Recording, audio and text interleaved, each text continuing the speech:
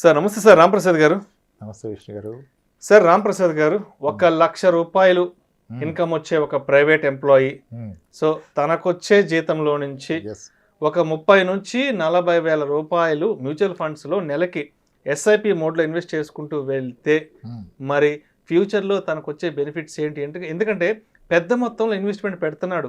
తనకు 1,00,000 రూపాయలు వస్తే almost 30 to 40% of the amount తీసుకెళ్లి మ్యూచువల్ ఫండ్స్లో పెడుతున్నాడు కాబట్టి మరి తనకున్న బెనిఫిట్స్ ఏముంటాయంటారు అసలు? గజం కేవలం 15,500 రూపాయలతో 150 గజాల భూమి కేవలం 23 లక్షలు మాత్రమే. పెద్ద మొత్తంలో మంత్లీ ఎస్ఐపి ద్వారా పెడితే ఇనిషియల్ ఇయర్స్లో మీకు ప్రాబ్లమ్స్ వచ్చే అవకాశం ఉంటాయి. ప్రాబ్లమ్ ఇన్ ద సెన్స్ మీరు పెట్టింది తగ్గిపోతుంది, మార్కెట్ పడుతుంది. అది ఫస్ట్ పాయింట్.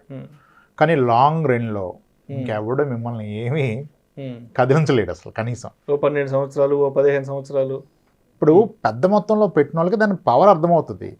రాను వీళ్ళు గ్రో అవుతారు కదా, అప్పుడు అకార్డింగ్లీ ఇది గ్రో చేస్తారు. ప్రాబ్లం వల్ల 5,000 2,000 3,000 పెట్టి నేను ప్రయోగాలు చేస్తా చూస్తాను వాళ్ళకి ఏమి అవ్వదు. ఇక్కడ మనం ఏం సైంటిస్టులు కాదు కొత్తగా ఏమైందో చూడటానికి కదా, ఆల్రెడీ ఒక ప్రూవెన్ కాన్సెప్ట్.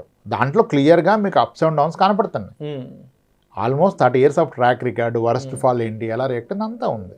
సో ఒక డీసెంట్ అమౌంట్ పెడితే దాని ఎఫెక్ట్ మీరు చూడగలుగుతారు. ఓకే, పెద్ద మొత్తంలో పెట్టిన వ్యక్తి రాను ఇంకా పెద్ద మొత్తంలో పెడతారు. ఫస్ట్ స్టెప్ అప్ పెంచుకుంటూ పోతాడు, తనకు కూడా ఆదాయ వనరులు పెరుగుతూ ఉంటాయి కాబట్టి. చిన్న మొత్తంలో పెట్టడానికి దీని పవర్ అర్థం కాదు కాబట్టి ఇన్కమ్ పెరిగితే ఇంకోటి చూసుకుంటాడు, ఇంకేమైనా పెడదాం, ఆల్రెడీ మ్యూచువల్ ఫండ్ పెడుతున్నాం కదా 5,000 అని.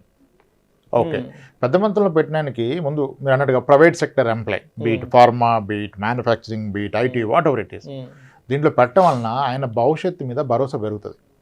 ఎందుకు పెరుగుతుంది? ఇప్పుడు నెలకు ఒక 30,000 పెడుతున్నాడు అంటే కనీసం 80,000 జీతం లేని 30,000 పెట్టలేడు. ఓకే, 30,000 నెలకు పెడితే పర్ ఇయర్ ఆయన పెడుతుంది ఎంత? 3,60,000. 3,3.6 అవుతుంది. 3,60,000. ఒక కాలం కలిసి వచ్చింది, ఎటువంటి ఇబ్బంది జరగలేదు, నిర్విఘ్నంగా నిర్విరామంగా పెట్టాడు. ఒక 5 ఏళ్ల పాటు పెట్టాడు అనుకోండి. 5 ఏళ్ళు అంటే 5 3 15 లక్షలు, ఇంకొక 3 18 లక్షలు పెట్టాడు. మార్కెట్ అంతా సవ్యంగా సాగి జరిగితే ఈ పెట్టిన 18 లక్షలు కాస్త పెరిగి ఒక 25 లక్షలు అవుతుంది. 25-27 లక్షలు అవుతుంది.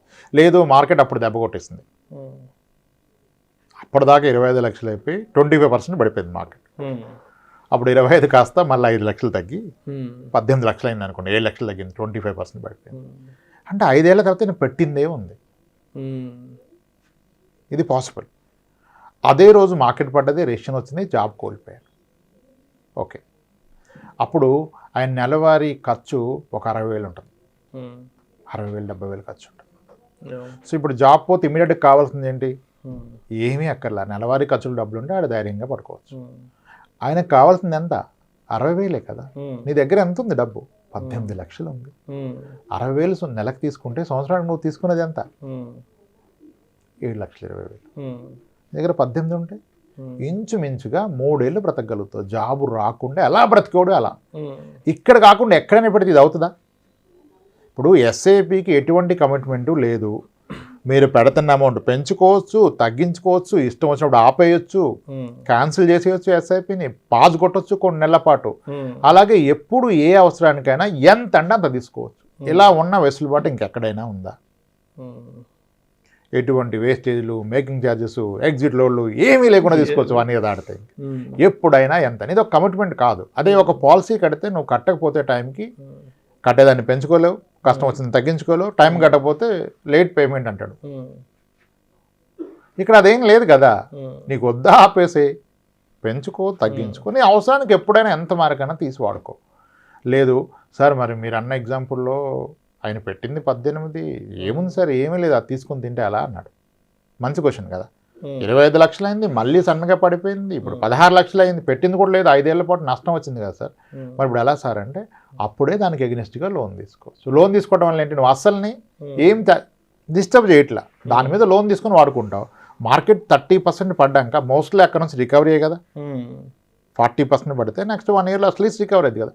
అప్పుడు దాన్ని డిస్టర్బ్ చేయకు, దాన్ని ప్లెడ్జ్ చేసి దానికి ఎగ్నెస్ట్గా లోన్ తీసుకో. లోన్ అని తీసుకోవాలి, 1 yearకి సరిపడా తీసుకో.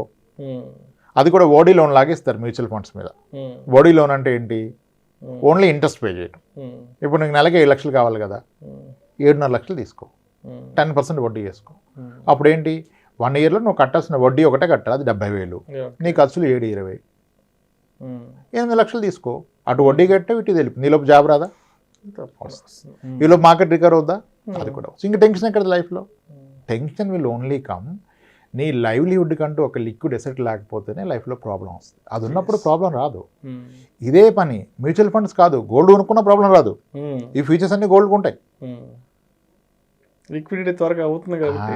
కానీ ఇక్కడ మీ క్వశ్చన్ మ్యూచువల్ ఫండ్స్లో ఏంటంటే దీనికి పొటెన్షియల్ ఆఫ్ గ్రోత్ ఎక్కువ. India is a growing economy, పెద్ద స్టోరీ.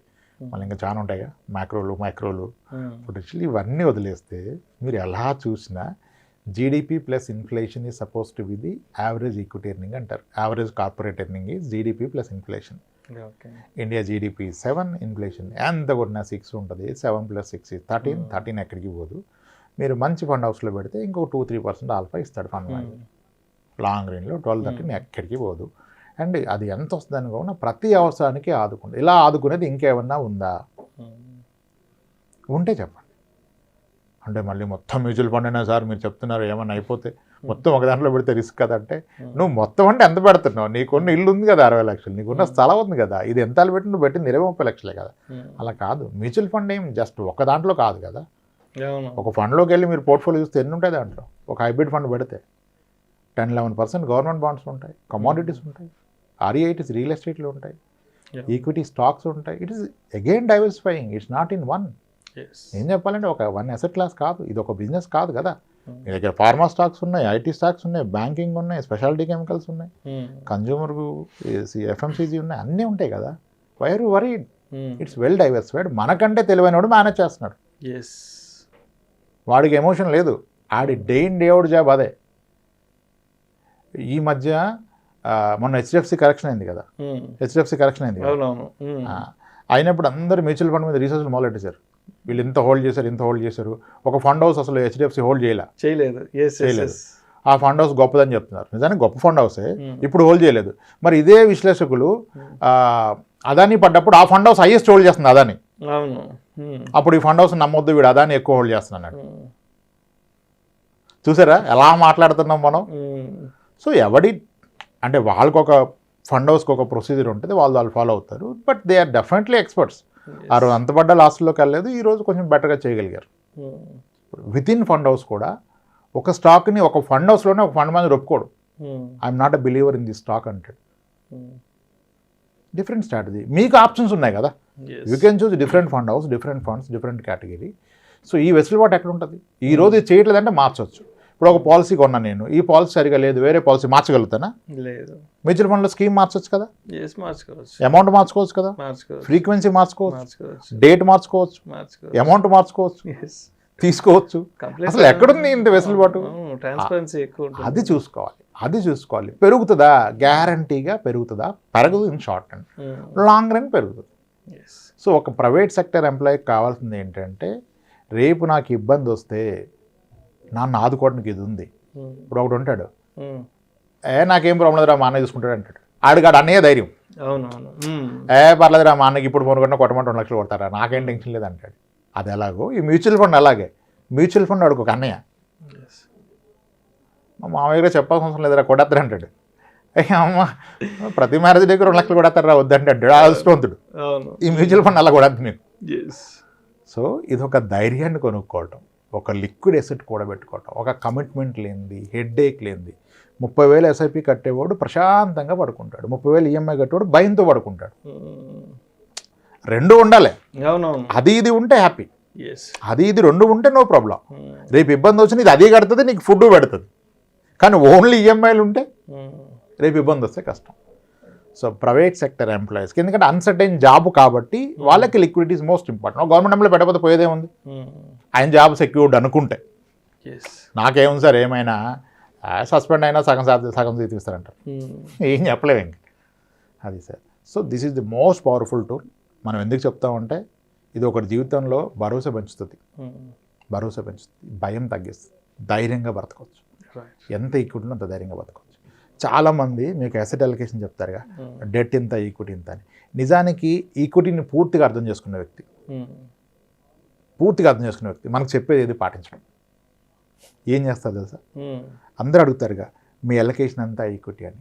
యాక్చువల్గా ఈక్విటీ 100% అర్థం చేసుకున్న వ్యక్తిది అలొకేషను 130% ఉంటుంది. ఎలా ఉంటుంది 130? నీ దగ్గర ఉన్న 100 ఉంటే 130 ఎలా పెడతావు అని అడుగుతున్నారు కదా. ఎలా పెడతారంటే ఇది ఎవరిని పెట్టమని చెప్పట్లేదు. This is the peak conviction level ఉన్న ఫండ్ మేనేజర్లు చెప్పింది. అంటే personal interaction, not on camera, not in public. ఏం చేస్తారంటే ఒక వ్యక్తి పూర్తి నమ్మకం వచ్చేసింది, గుడ్డిగా నమ్మే అంత వచ్చినప్పుడు ఏం చేస్తాడు వాడు, ఒకసారి మార్కెట్ పడుతుంది 40%. ఎవరికి తెలవదు కదా, పడిపోయింది. ఇంకా 40-50 పడితే ఇంకా పడదు కదా. 40 పడ్డప్పుడు ఏం చేస్తాడు, అప్పటిదాకా వీడిది ఒక 2 కోట్లు ఉంది, 2 కోట్లు కాస్త తగ్గి 1,20,00,000 అయిపోయింది. మార్కెట్ 40 పడ్డది, ఇంక 80% లేస్తున్నా. అర్థమైంది కదా. 10-20 అర్థం కాదు కానీ 30-40 ఈజ్ పీకింగ్. అప్పుడు ఏం చేస్తారంటే ఇంకా వీ నో ఇంత పడ్డదంటే నెక్స్ట్ 1 yearలో అట్లీస్ట్ రికవర్ అయింది, ప్రాఫిట్స్ రాకపోయినా అసలుకి వెళ్ళిపోద్ది. అప్పుడు ఏం చేస్తాడు, ఈ ఉన్న 1,20,00,000 ఉంది కదా 2 కోట్లు, ఈ 1,20,00,000 మీద లోన్ తీసుకుంటాడు. ఒక 60-70 లక్షల లోన్ వస్తుంది కదా, ఈ 70 ఇన్వెస్ట్ చేసేస్తాడు. అంటే is exposure in equity is what more than what is having. ఎందుకంటే ఒక నమ్మకం, నెక్స్ట్ 1 yearలో ఎలాగో రికవర్ అయింది. రికవరీ అయితే పెట్టింది మొదటికి వస్తుంది, ఈ కొత్తగా పెట్టింది 40% పెరుగుతుంది. అది రికవరీ, అది పోగొట్టుకున్న 40 రికవరీ, కానీ కొత్తగా పెట్టింది 40% పెరుగుతుంది. ఎక్కడ పెరగదు కదా 1 yearలో 40. ఇలా వాడతారు. అంటే ఇట్స్ ఆల్ డే 1 ఎవ్వరు ఇది చేయొద్దు. బియాండ్ అ పాయింట్ మీరు ఒక ఎక్స్పీరియన్స్ ఒక 5 years 6 years ఒక డీసెంట్ మనీ పెట్టిన వాళ్ళకి ఇది చాలా ఈజీ. ఇది పెట్టాక కూడా అడేం కంగారు పడ్డు. కానీ ఫస్ట్ టైం పెట్టేవాడికి అని చెప్తే ఆ నిద్రపడ్డది, ఈలో బీపీ వస్తే డయాబెటీస్ పోతాడు. బియాండ్ అ పాయింట్ ఒక ఎక్స్పీరియన్స్ వచ్చాక ఒక డీసెంట్ మనీతో ఎక్స్పీరియన్స్ తీసుకోవాలి. ఎస్ఐపిలో అటు ఇటు కానీ మనీ పెట్టడం దండగా, ఉపయోగం లేదు. ఒక పనికొచ్చే మనీ పెట్టండి. జీతాలు పెద్దగా ఉంటాయి, 10,000 చేస్తున్నా, 15,000 చేస్తున్నా, 25,000 చేస్తున్నా. దేనికి చేస్తున్నా 25,000? దేనికి వస్తుంది చెప్పు, దేనికి వస్తుంది? నీ కొడుకు 6th class, అవును సార్ 6th class. ఇంకెన్ని ఇయర్స్లో హైయర్ ఎడ్యుకేషను? ఇంకేముంది సార్, ఒక 7 yearsలో హైయర్ ఎడ్యుకేషన్ కదా. ఎక్కడ పంపిస్తావు సార్? ఒక మంచి ఇన్స్టిట్యూట్ సార్, మణిపాల్ యూనివర్సిటీ పంపిద్దాం అనుకున్నాను సార్. ఎంత మణిపాల్ యూనివర్సిటీ? మా వదిన గారి అబ్బాయికి 28 లక్షలు అయింది. మరి మీ వాడికి ఎంత అయింది? 60 లక్షలు అయితే సార్. అవుతుంది కదా. మరి 25,000 ఎస్ఐపి 60 లక్షలు అయిద్దా? కాదా సార్ అంటే ఎట్లా అయిద్దా? నువ్వు పెట్టేది ఎంత? 2.5 లక్షలు సంవత్సరానికి, 6 ఏళ్ళు పెడితే ఎంత? 15 లక్షలు. 15 లక్షలు 40 అయిపోద్దా? మా అంటే 20 అయింది. సరిపోదు కదా. అది గుర్తించు, నువ్వు ఎందుకు పెడుతున్నావు, ఎంత కావాలి దానికి పెట్టు. ఇలా అన్ని పెట్టే క్రమంలో ఒక ఎస్ఐపి బాబు ఎడ్యుకేషన్కి, పాప ఎడ్యుకేషన్కి, మ్యారేజ్కి, రిటైర్మెంట్కి, ఇవన్నీ నీకు నాకు మధ్యనే. నువ్వేం ఫండ్ హౌస్కి చెప్పట్లేదు ఎందుకు పెడుతున్నావు. రేపు ఉద్యోగం పోతే ఇవన్నీ తీసుకొని తిను. ఈరోజు ఫుడ్ లేకపోతే ఫ్యూచర్లో బిర్యానీ గురించి ఆగం కదా, మొత్తం తీసుకొని తిను. That is liquidity. ఎంత ఎక్కువ పెడితే అంత ధైర్యంగా పడుకో. మ్యూచువల్ ఫండ్లో 1 కోటి రూపాయలు ఉన్న వాళ్ళు చాలామంది ఉన్నారు, నా దగ్గరే ఉన్నారు. ఎవరికి భయం లేదు. ఉద్యోగం పోయిందంటే నేను వెంటనే మంచి వెకేషన్ ప్లాన్ చెప్పేస్తా.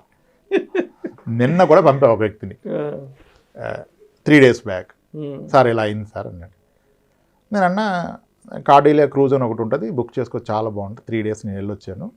ఆ క్రూజ్లో వాడు నీకు వైఫై వేస్తాంటే వేయించుకోకు, ఉన్న ప్రశాంత్ ఎందుకు పోట్టుకుంటావు, పిల్లలతో ఫుల్ ఎంజాయ్ చేసే క్రూజ్లోకి వెళ్ళిపో, 3 days 2 nights ఉంటుంది, హ్యాపీగా ఎంజాయ్ చేసేసాను, బాగుంటుంది అని చెప్పా. సార్ ఎంత అయింది సార్ అన్నాడు. నా ఇన్వాయిస్ ఇచ్చా. ఎంతో లేదు సార్, చాలా తక్కువ. అంతేనా సార్? అంతే, ప్రశాంతంగా 3 రోజులు తర్వాత ఆలోచిద్దామన్నా. నేను వెంటనే సెర్చ్ చేసి, సార్ ఇమీడియట్గా బుక్ చేస్తే రేట్ ఎక్కువ ఉంది సార్, మీరు లేట్గా బుక్ చేస్తే తక్కువ. అరే ఎక్కువ తక్కువ ఏంటి, నీ దగ్గర ఉన్న డబ్బులు కదా ఎక్కువ తక్కువ. సరిగా మార్కెట్ ఒక రోజు లెగిస్తే వస్తుంది నీకు 1,00,000 రూపాయలు. కొట్టన్నా, కొట్టేశాడు, రెడీ అయిపోయాడు. నెక్స్ట్ ఫ్రైడే పోదామని. ఈలోపు మళ్ళీ కంపెనీ నుంచి, సార్ మీకు ఐజేపీ పెట్టుకోవచ్చు, ఐజేపీలో మీకు అని చెప్పారంట. సార్ మన ఐజేపీలో మళ్ళీ వేరే పోస్ట్ ఇస్తున్నారు సార్, మనం ఏమి ఈ నోటీస్ పీరియడ్లోనే ఐజేపీలో వచ్చేస్తుంది సార్ అన్న. అలానే నువ్వు టూర్ మానేస్తావా? నో. జాబ్ పోతే వెకేషన్కి వెళ్ళు, టూర్కి వెళ్ళు, ఫ్యామిలీతో ఎక్కువ టైం స్పెండ్ చేయి, లైఫ్ ఎంజాయ్ చేయి. అది ఎప్పుడు అవుతుంది? When you have liquid asset. That's what. ఎంత ఎక్కువ అమౌంట్ మ్యూచువల్ ఫండ్లో పెడితే అంత ప్రశాంతంగా ఉండొచ్చు, కానీ అర్థం చేసుకుని పెట్టాలి. పెరగడానికి పెట్టొద్దు, మీ అవసరానికి వాడుకోవడానికి పెట్టండి. పెరగడానికి పెడితే ప్రాబ్లం, పెరిగినా తగ్గినా నా అవసరానికి వెళ్ళిపోతానికి ప్రాబ్లమే లేదు లైఫ్కి. Highest possible amount should go to mutual fund, SIP, just not pure equity, maybe hybrid funds అవన్నీ. అది మీరు కూర్చొని డిస్కస్ చేసుకొని పెట్టుకోవాలి. That makes your life simple, confident, healthy. Mental tension ఉండకే జబ్బులు వస్తాయి. ఆర్థిక సమస్యలే అనారోగ్యానికి కారణాలు. అది ఉన్నప్పుడు టెన్షన్ లేదు కదా, సింపుల్ చేసుకోండి, అలా పర్ఫెక్ట్ పెట్టుకోండి. Thank you so much Ramprasad గారు. Right sir.